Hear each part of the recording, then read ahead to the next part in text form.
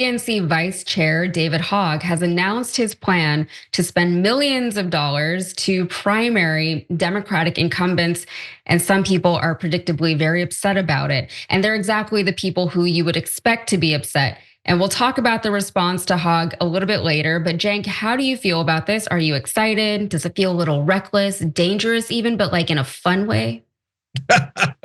No. I wish it was reckless in a fun way that and we all had a great time with it. No, it's perfectly normal. We're gonna show you other Democrats like James Carville flipping out over it and going nuclear about it. No, it's great. I love it. It's healthy for the Democratic Party, and we'll defend the move as we go along. First, let's get the whole story. All right, so here's the plan. Hogg is the president of a grassroots organization called Leaders We Deserve.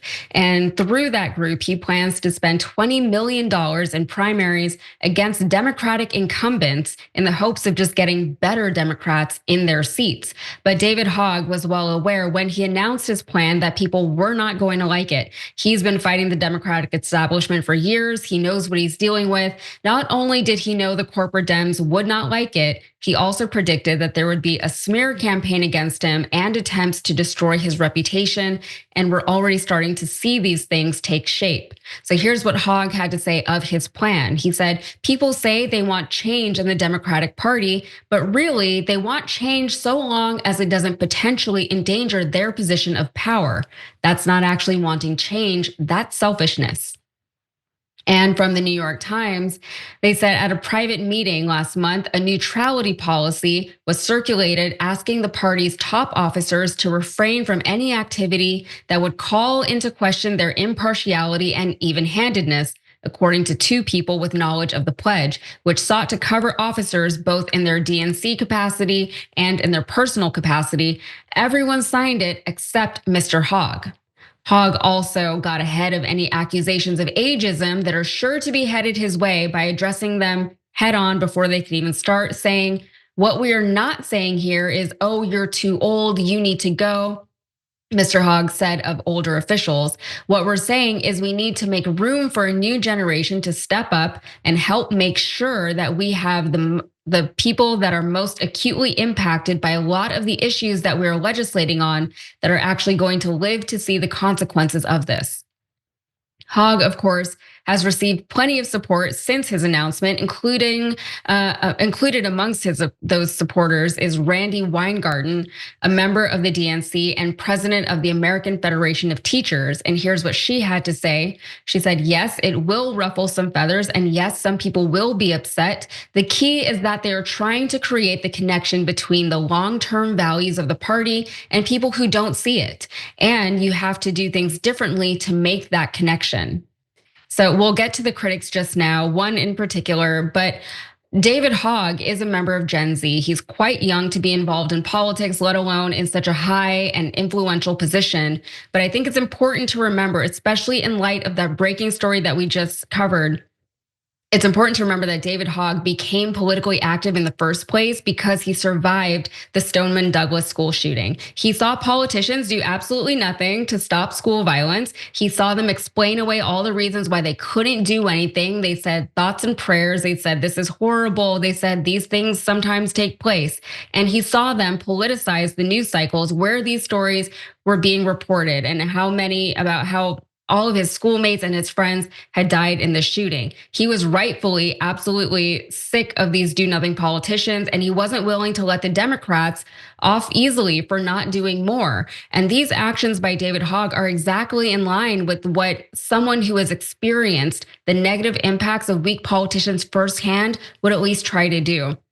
He wants to get rid of the people who let him and so many other young people down. And those politicians shouldn't be allowed to continue to govern when they've demonstrated how ineffective they're okay with being. What are your thoughts, Cenk? Yeah, so look, there's two different issues here too. Number one is, are we in the same part of the political spectrum as David Hogg? And so a lot of the centrists like Carville and others are furious because they're not. They hate that he's a progressive. And so when the establishment was putting all of their weight on protecting incumbents and taking sides in Democratic primaries and always siding with the corporate Democrats and against progressives. Carville didn't mind at all. He didn't mind at all, okay? So please, cry me a river. We'll get to him in a second. So David Hogg, for example, or some of the candidates might be further left than me on some cultural issues, right? To which I say, so what? So let them go in the primaries and have an even playing field, and let's see who wins. And if the voters are more to the left on those issues than I am or Carville is, then great, they're more to the left. Why is that a bad thing?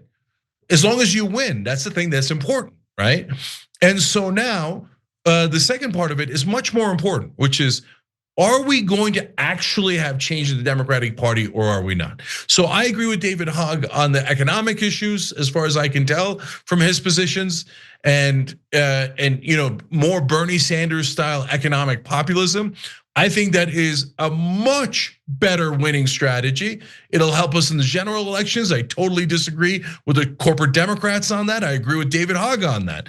So let us run all those different candidates. Let us run someone who's very far left on cultural issues. Let's run someone who's populist left. Let's run your standard establishment Democrats, and let's see who wins without the cheating of the DNC at all times. So in this case, remember, David Hogg is doing this through a different PAC that he has, not in his official capacity at the DNC. He's allowed to have a PAC. They're allowed to raise money, and they're allowed. Why are people only allowed to raise money for corporate Democrats?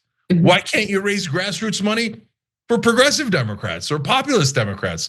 Of course you can. The only people who don't want that are the people who know that if we go with just corporate if we allow competition against corporate and establishment Democrats, that those Democrats will lose, and they don't want them to lose because they want them to serve the donor class. And most of all, when David Hogg says, hey, we need change, and this is what change looks like, people pretend to be in favor of change, but then when you actually give them change, they go, how dare you?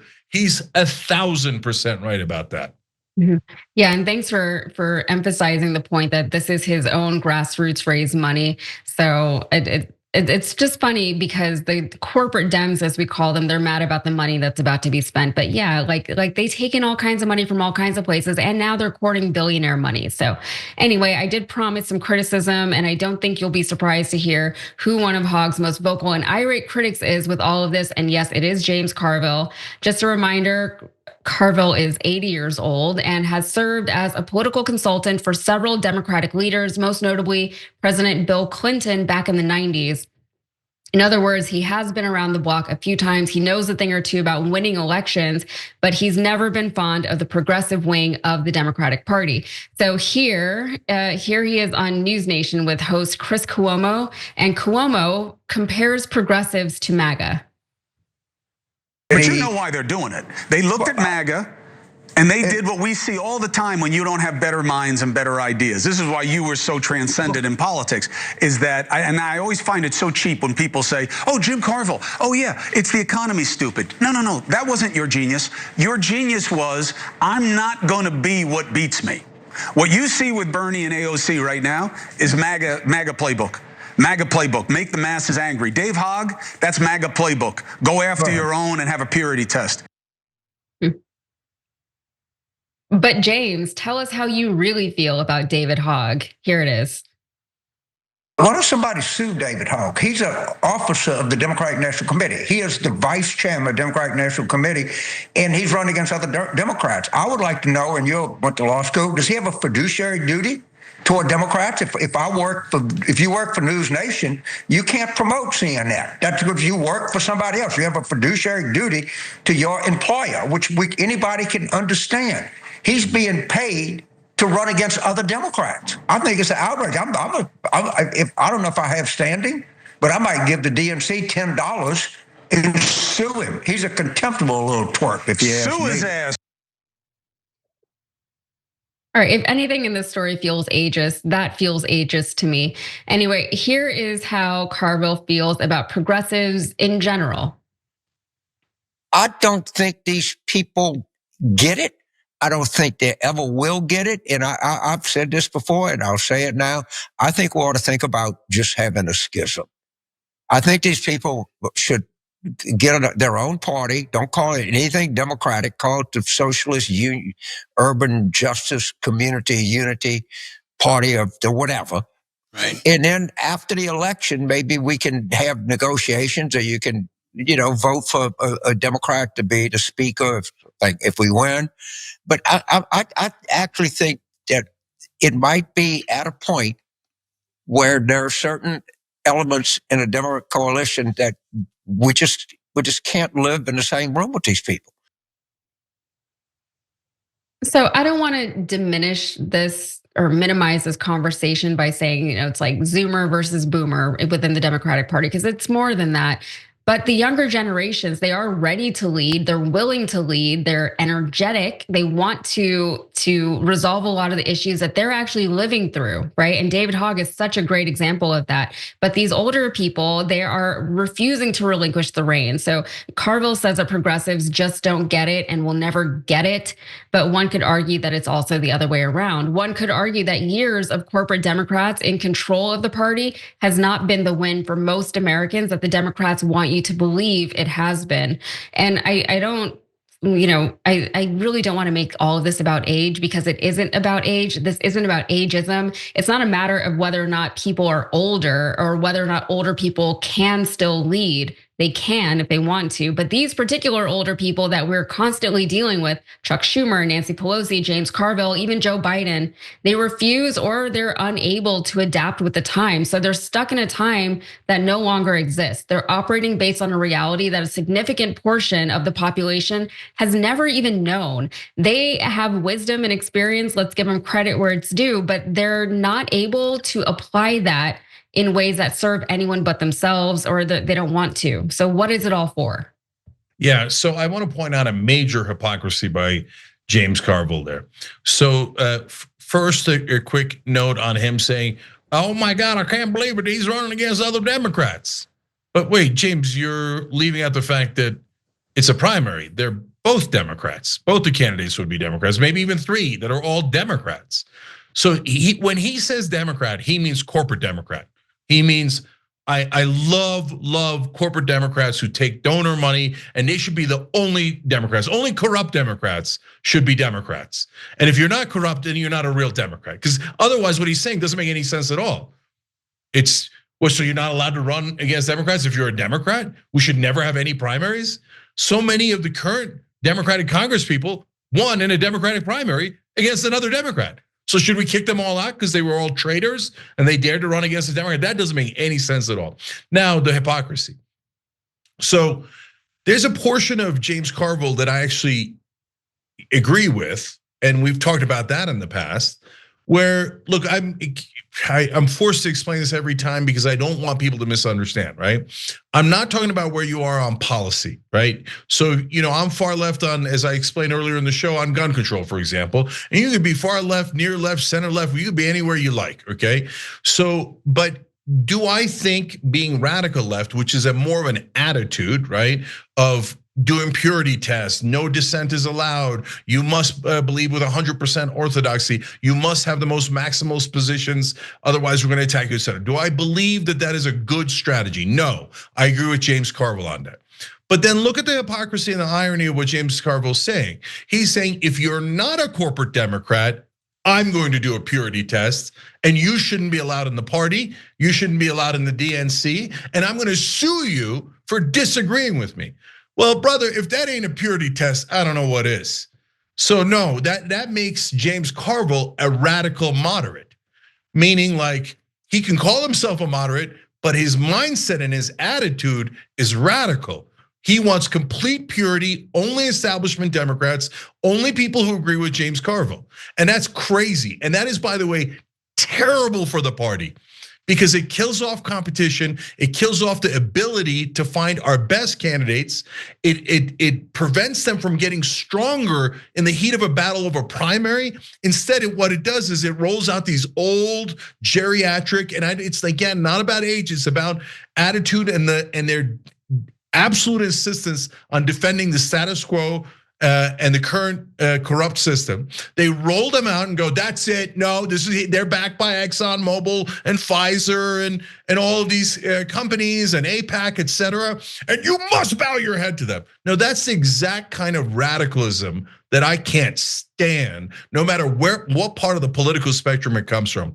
Have real primaries, real competition. Find the strongest Democrats, no matter where they are in the political spectrum, and let them run. Let them run. David Hogg's 100% right, and in this case, Carville's 100% wrong. James Carville did say in another interview, to addressing Bernie Sanders and AOC and their Fight the Oligarchy tour right now, he was like, you know what? Whenever they actually defeat a Republican in an election, let me know. It's just like very snarky, very disrespectful to these people who are pulling in tens of thousands of people to these rallies when they're not even running for any kind of race right now in very, very red states and red districts across the country. So if you're a Democrat, why isn't that something that you're celebrating, right? These are still blue people in Congress that we're presumably going to get if all of this goes the way that people like Bernie Sanders and AOC and David Hogg would like it to go. And if James Carville, he's a Democratic strategist, that's what he should want, right? But he just doesn't like the Democrats that are coming in, which means he really doesn't understand the younger generations at all. So, yeah, if he wants to go and look, I've said it already. If you're going to be an absolutist and you're going to demand that only your side is allowed to compete, I've got no interest in you. And you make the party much, much weaker. Every time you ring the bell below, an angel gets his wings. Totally not true, but it does keep you updated on our live shows.